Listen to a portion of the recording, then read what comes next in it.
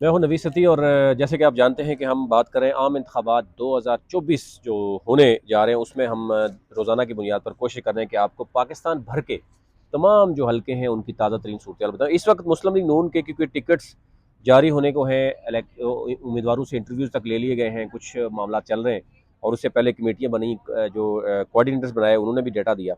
लेकिन कुछ चीज़ें ऐसी हैं कि जो कमेटियों से बालातर हैं, जहाँ पर कमर जवाद बाजवा साहब ने अगर डील की हो या मुशर्रफ जो अपना शहबाज शरीफ साहब ने कहा हो कि टिकट मैं दूंगा, या मौलाना फजल रहमान ने कहीं हामी भरी हो, या ख्वाजा आसफ या एहसन इकबाल ने कहा हो कि जनाब आप आ जाएं, बाजवा साहब ने गारंटी दी है, तो वहाँ पर मुश्किलात इस कदर बढ़ गई हैं कि हालात बड़े ख़राब हो गए। मैं सिर्फ अगर आपको बताऊँ, पहले सीधे सीधे बात कर लेते हैं।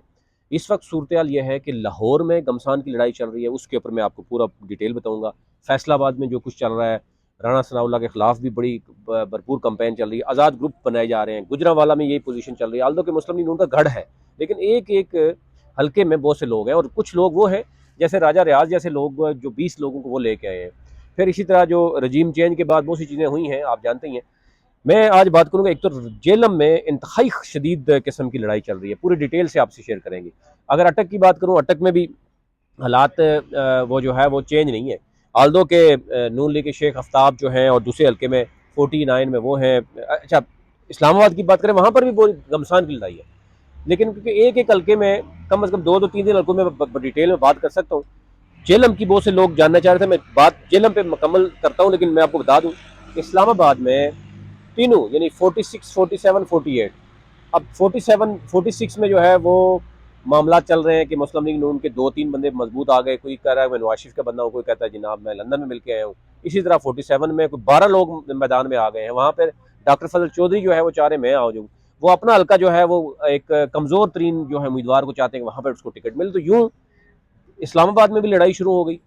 साथ चलते हैं, रावलपिंडी में भी बदतरीन कुछ एरियाज में लड़ाई चलना शुरू हो गई है कि NA 56 जो कि बरस्टर दानियाल थे, उनके लिए काफ़ी मुश्किल पैदा हो रही हैं। राजा जो सजाद खान ग्रुप है, नासर भट्ट ग्रुप है, उसने अब बहुत से और लोगों को भी मिला लिया है साथ, जो चेयरमैन थे मुख्तलिफ यूनियन कौंसिल के, जिसमें अमानुल्लाह सत्ती हैं और बाकी जो चेयरमैन हैं वो भी उन्होंने साथ मिला लिए। तो कुछ लोग वैसे भी हनीफ अब्बासी साहब की थोड़ा सा एंटी चलते रहे हैं पहले मुस्लिम लीग नून में, वो भी इकट्ठे हो रहे हैं।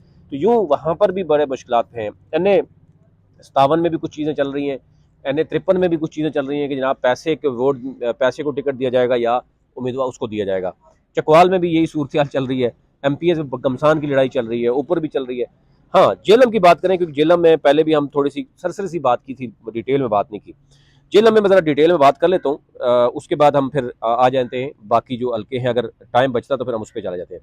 अच्छा, जेलम की अगर सूरत मैं आपको बताऊँ, तो पहले जो हल्के थे और अब हल्कों में चेंजिंग आई है, बड़ी मतलब बड़ी चेंजिंग क्या आई है। ये इस वक्त जो है आपके NA 60 है और 61 है। PP जो है वो आ गई है 24, 25 और 26। जेलम उन डिस्ट्रिक्ट में से है जिनमें नेशनल असम्बली की 2 है, सूबाई की 3 है। ठीक है, पहले जो था वो था 66 और 67 था, अब हो गया है 60 और 61। तो नेशनल असम्बली की पहले बात कर लेते हैं जनाब, पहले हल्के की, जिसमें गुज़श्ता 2018 में चौधरी फ़र्रुख अल्ताफ़ 2018 में ये जीते थे यहाँ। मैं वोट बैंक भी इसलिए बता रहा हूँ ताकि आसानी हो जाएगी लोगों को जानने के लिए इस वक्त पोजीशन क्या है।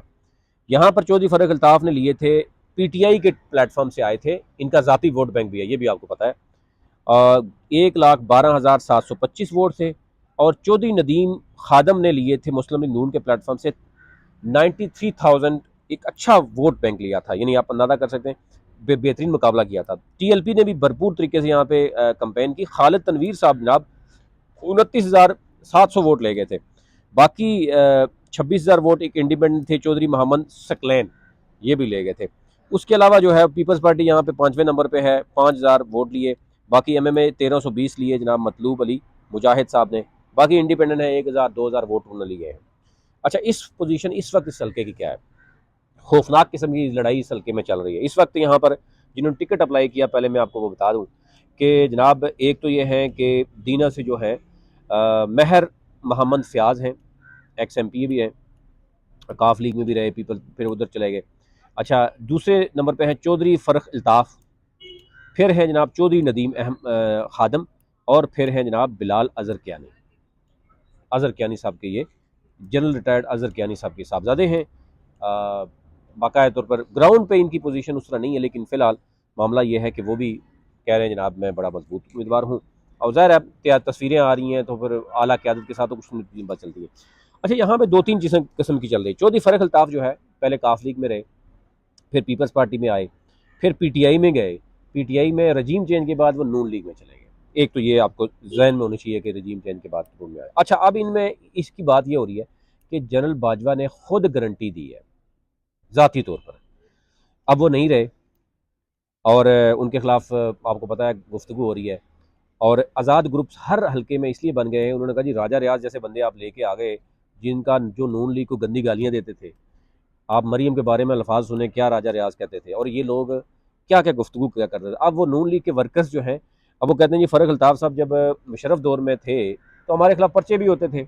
आल दो के फ़ारूक अल्ताफ़ जो भी है वो एक सीजन सियासतदान है, मौका मुनासबत से मफादात की गेम वो आसानी से कर लेते हैं, जिसकी वजह से वो काफ लीग में भी रहे, पीपल्स पार्टी में रहे। तो लोग ये कह रहे हैं कि जनाब जिस बंदे ने 4 पार्टियाँ छोड़ दी हैं तो नून लीग को छोड़ना कौन सी मसला है। कल जब मकबूलियत कबूलियत किसी और तरफ हो जाएगी तो वो कबूलियत के साथ चल रहे हैं।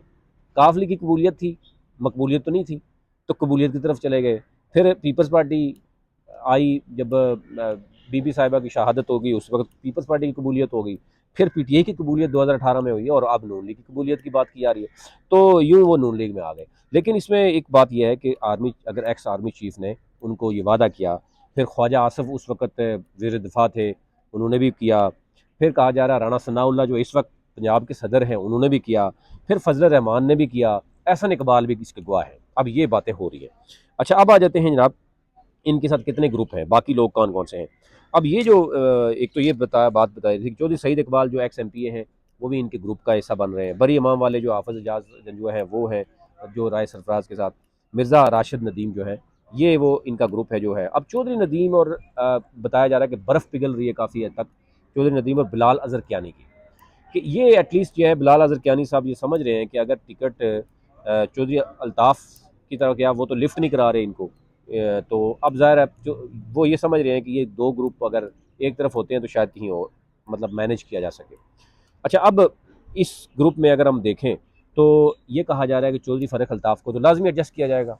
अब इधर किया जाए या 61 में किया जाए। अब इधर नदीम चौधरी बहुत स्ट्रॉन्ग है, चौधरी नदीम, फ़रकर भी उनके साथ अच्छा खासा है। ऑल्दो कि वो एक आम यानी ये है कि मिलने में आसानी है, आगे पीछे अवाम में कभी कभी चले जाते हैं। तो फ़ारूक अल्ताफ़ का तो स्टाइल ही कुछ और है। तो ये चीज़ें भी नज़र आ रही हैं कि चीज़ें अब देखें कहाँ तक जाती हैं। फिर उसके बाद चौधरी नदीम ने गुज़िश्ता ज़रा मेहनत तो मुसलसल की है, पार्टी को नहीं छोड़ा। फिर ज़रा पहले ये गरमाला ख़ानदान जो है वो पीपल्स पार्टी में भी रहा है, लेकिन उसके बाद ये नून लीग में जब से आए हैं अभी तक चल रहे हैं। तो इनके वालिद जो है वो नाज़म भी रहे। अवामी बंदा समझा जाता है कि अवाम में इसका वोट बैंक है, अवामी बंदा ज़रूर समझा जाता है। अब बिलाल अज़हर कियानी साहब का वोट बैंक तो नहीं है, हाँ सेनेट में वो अच्छे लगते हैं, सेनेट में टेक्नोक्रेट टाइप वो आ सकते हैं। हेल्थ की कोई उनको लगा दिया जा सकता है कि हेल्थ के हवाले से हॉस्पिटल उन्होंने बनाए हैं। ये सिलसिला चल रहा है NA-60 का। अब इसके नीचे जो 2 MPs आएंगे वो भी मैं आपका शेयर करता हूँ, मतलब 2 डेढ़ आता है दोनों सलियों में। अब आ जाते हैं NA-61, यहाँ पर भी घमसान की लड़ाई चल रही है। अब यहाँ पर है जनाब जिन लोगों ने अप्लाई किया मैं आपको बता देता हूँ टिकट के लिए। यहाँ पर अप्लाई किया है चौधरी मोहम्मद आबिद, उसके बाद राजा मतलूब मेहदी, नवाबज़ादा मतलूब मेहदी और ये इकबाल साहब के बेटे हैं, राजा कासिम अली ख़ान और एडवोकेट ग़ुलाम मुस्तफ़ा कंदवाल और फिर मुस्तफ़ा सैयद शम्स हैदर। ठीक है, ये भी नून लीग में रहे हैं पहले, फिर काफ लीग में चले गए, फिर PTI में चले गए, अब इधर आ गए तो मुस्तफ़ा सैयद। अब इसमें जो मजबूत उम्मीदवार हैं वो एक तो अगर आप समझते हैं मुकाबला जिनके होगा चौधरी मोहम्मद आबिद और राजा मतलूब मेहदी। लेकिन एक और खौफनाक किस्म की चाल ये चली जा रही है कि अगर फ़ारूक अल्ताफ़ को एक हल्के में, क्योंकि उसकी बड़ी गारंटियाँ हैं, इस्टाब्लिशमेंट भी गारंटी अगर दे देगी तो फिर मसला मिसाल तो पता होंगे। तो अगर उस फ़ारूक अल्ताफ़ को नीचे वाले राजा मतलूब वाले इलाके में यानी NA-61 में टिकट दे दिया जाए तो कैसा रहेगा, ये भी डिस्कस हो रहा है। या जो है वो चौधरी नदीम को इधर लाया जाए, लेकिन चौधरी नदीम क्योंकि अपने हल्के में ज़्यादा मजबूत है ग्राउंड पे, तो फ़ारूक अल्ताफ़ का ये है कि वो अगर उनको किसी भी जगह पे दिलाया जाए तो जब सपोर्ट अगर इस्टाब्लिशमेंट में मज़ीद सपोर्ट बढ़ जाएगी तो फिर ज़रा थोड़ा सा मामला तो हो सकता है। लेकिन इन तमाम तर चीज़ों के बावजूद मैं आपको एक बता दूँ, आज PTI के लिए राह सिर्फ क्लियर हो जाए और एक वर्कर को भी वहाँ पर टिकट मिल जाए। आल्दो के फवाद चौधरी समझ चुके हैं और वो जेल इस वक्त क्यों काट रहे हैं आपको समझते हैं कि वो कभी उनकी वाइफ कहती रही है कि वो प्रेशर रहा है उसके ऊपर, जो ही इस्तेकाम पार्टी में गए उसके बाद से उनकी परेशानी बढ़ गई। तो दूसरी तरफ कहानी बिल्कुल उल्टी है, और इतनी कहानी उल्टी है कि उल्टी गंगा जो ना बहना शुरू हो गई है कि जनाब हो क्या रहा है। तो इस वक्त घमसान की लड़ाई है। अगर टिकट बाजवा साहब ने गारंटी दी हुई है, टिकट जो है वो ख्वाजा आसफ ने गारंटी दी हुई है, वहाँ टिकट देना पड़ेगा। अजहर कियानी साहब को कहीं और जाए।